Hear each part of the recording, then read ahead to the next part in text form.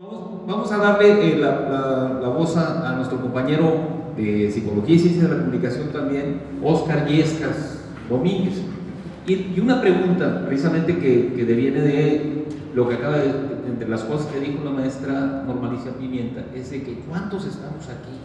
¿No? ¿Cuántos profesores, cuántos trabajadores, cuántos estudiantes estamos aquí? Y entonces yo le preguntaría, maestro, ¿cómo es esta relación? ¿Qué es lo que le corresponde hacer a una organización sindical en cuanto a organización? En este caso. Es una pregunta, ¿no? Pero usted tú traes, Óscar, pues algo preparado. Si quieres, déjala para el último, como quieras. Bueno, buenas tardes, amigos y compañeros. Estamos aquí reunidos, no en una fiesta, tampoco en un festejo, pero tampoco en una conmemoración. Yo les invito a que dejemos las caras largas, que a pesar del pesimismo que nos invade por todo lo que estamos comentando, mantengamos viva la esperanza del cambio, y esa depende de nosotros. Hemos visto cómo, contra viento y marea, con toda la prisa del mundo, fue aprobada la reforma laboral de nuestro país. Con la aprobación de esta ley, la forma como percibimos la realidad, nuestros estilos de vida, nuestra realidad va a cambiar radicalmente. ¿En qué sentido? Los que somos adultos tuvimos la oportunidad de diseñar proyectos de vida. ¿Qué vamos a hacer de aquí a 4 o 5 años? ¿Dónde vamos a trabajar? Etcétera y demás. Lamentablemente todo eso se pierde para las nuevas generaciones. No podrán hacer proyectos de vida porque el futuro es bastante incierto. Quisiera recordar que el autor de esta iniciativa de ley, Felipe Calderón, cuando fue candidato presidencial, declaró textualmente: los sindicatos son un cáncer para la sociedad, hay que extirparlos. Esto no fue solo una expresión, un deseo personal, sino que más bien respondió a una política económica que se ha estado implementando en los últimos años y que viene a buscar afectar la presencia de los sindicatos y restar su poder de negociación. Tan solo recordemos el ejemplo de los sindicatos, del Sindicato de Mineros de Cananea, del Sindicato Mexicano de Electricistas, de los trabajadores de Mexicana de Aviación. El gobierno de Calderón se caracterizó por golpear a los sindicatos, por atacar a los trabajadores. Y su último golpe, tan cruel, inesperado y sin ninguna piedad, fue el enviar esta iniciativa que afecta a toda la población de trabajadores. Recordemos que los derechos y prestaciones que tenemos, de los cuales gozamos, fueron conquistados literalmente en la lucha por los trabajadores en décadas de lucha, en décadas de combatividad. Sin embargo, en los últimos años hemos ido perdiendo poco a poco estos derechos que, sin la reglamentación que tenemos actualmente, prevalecería la ley del más fuerte y el más débil desaparecería, ¿sí? Estarían desprotegidos. Recordemos que la esencia o el fundamento de la existencia de los sindicatos es la defensa de los derechos de los trabajadores. Por eso es que se busca golpear a los sindicatos, sobre todo a los trabajadores que estemos organizados. Ahora bien, es importante contextualizar la situación actual. México es un país desigual, existe una enorme desigualdad social. Ya comentó la maestra Norma la existencia de millones de mexicanos que viven en la pobreza extrema, ¿sí? 2/3 partes de la población viven en condiciones de pobreza. Existe un desempleo mayor al 20%. Más de 8 millones de jóvenes ni estudian ni trabajan. Los precios de la gasolina se incrementan periódicamente. Los productos básicos también aumentan de precio. Y mientras tanto, se aplican topes salariales rígidamente a los sindicatos cuando planteamos un aumento de sueldo, y sobre todo se utilizan a los medios masivos de comunicación para crear imágenes negativas de los sindicatos, cuando sobre todo aquellos son democráticos y combativos. Tan solo recordemos el trato que la prensa y televisión sonorense nos dio a los trabajadores académicos cuando hicimos la huelga a principios de este año. En los hechos, poco a poco, hemos ido perdiendo los derechos que conquistamos o se conquistó durante muchos años. Hoy, la ley, en la reforma laboral, lo que busca es acabar con la estabilidad en el empleo. A eso se reduce la contratación por horas, el alargar los periodos de prueba, el aumentar la facilidad y la reducción de costos por despido. Lo que busca es acabar con la estabilidad en el empleo.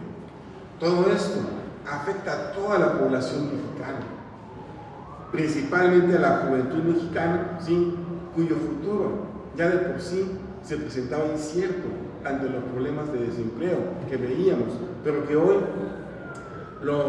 con la reforma, lo único cierto es que las nuevas generaciones van a vivir en condiciones precarias su vida adulta.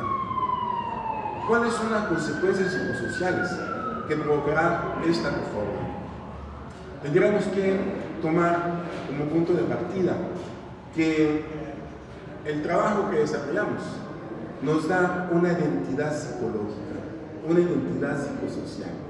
Así, los académicos, los miembros del Estado, nos identificamos como trabajadores académicos, como profesores universitarios. Los compañeros del Estado lo hacen por su lado. Los trabajadores electricistas hacen lo propio. Los mineros, etc. Nuestra actividad laboral nos define y nos distingue de otro tipo de trabajadores. La construcción de esta identidad social se pierde, ¿sí?, con esta nueva legislación, ya que no se podrá concretar una identidad laboral si se es contratado por horas, ¿sí?, y con el riesgo de no ser contratado de nuevo, y más con las posibilidades de ser despedido. Ahora, las instituciones del gobierno se han convertido en aliados del poder en turno y han procedido en contra de la población mexicana. Así lo demostraron las autoridades electorales cuando se le dio el triunfo a Enrique Peña Nieto en las elecciones más cuestionadas en la historia de México, ignorando el cúmulo de pruebas que demostraban el fraude electoral. En el mismo tenor, las autoridades laborales se han coludido en una escalada de agresiones en contra de los sindicatos. Una muestra de ello son las trabas que se ponen para el registro, la solicitud de registro de nuevos sindicatos, así como las trabas que se ponen a los emplazamientos de huelga presentados por diversos sindicatos. Por otro lado, con la reforma laboral desaparecerán las prestaciones de las que hoy gozamos y que nos permiten aumentar nuestros ingresos. Así, por ejemplo, el caso de la prima de antigüedad. Ya no habrá prima de antigüedad, ¿sí? También tenderá a desaparecer el derecho a la salud para los trabajadores y sus familias. Al contratar por horas y propiciar los despidos, las cuotas que las instituciones de salud, como el IMSS, como el ISSSTE, como el ISSSTESON, reciben por parte de los trabajadores, se verán reducidos drásticamente, por lo cual estas instituciones se verán en condiciones de estrangulamiento económico al no recibir sus ingresos, por lo cual reducirán sus servicios y al personal que labora en ellas, contribuyendo así a aumentar el desempleo en nuestro país. Aumentando el desempleo, junto con los aumentos de precios, la falta de oportunidades de salud y de educación, ¿qué podemos esperar? Una mayor violencia social, ¿sí?, ya sea en delincuencia organizada, como en narcotráfico, los secuestros, en delincuencia común, como los asaltos, los robos, los homicidios, etc. Las autoridades policiales han dado claros ejemplos de tener vínculos con la delincuencia. ¿Terminará la corrupción y la impunidad con el nuevo gobierno? Francamente no lo creo, porque es precisamente la corrupción y la impunidad son las que han llevado a que Enrique Peña Nieto asuma la presidencia en los próximos meses. Por lo tanto, los que se declaren creyentes, que digan que Dios nos ampara, los que no, discutamos qué podemos hacer. Mi opinión personal es que antes que nada debemos fortalecer la unidad sindical al interior del Estado. Dejemos a un lado los colores de las corrientes sindicales que existen en nuestro sindicato, que más que unir han dividido. Hoy la consigna "todos somos estados" debe prevalecer más que nunca, y junto con el esteus debemos de decir "todos somos unísono", y al igual, junto con otros trabajadores, debemos de decir "todos somos trabajadores". Defendamos a la clase trabajadora oponiéndonos a la aprobación de esta ley. Recordemos que dentro de unos meses nos toca al esteus una nueva revisión, y todos los escenarios posibles que podamos imaginar en este momento nos dan resultados pesimistas.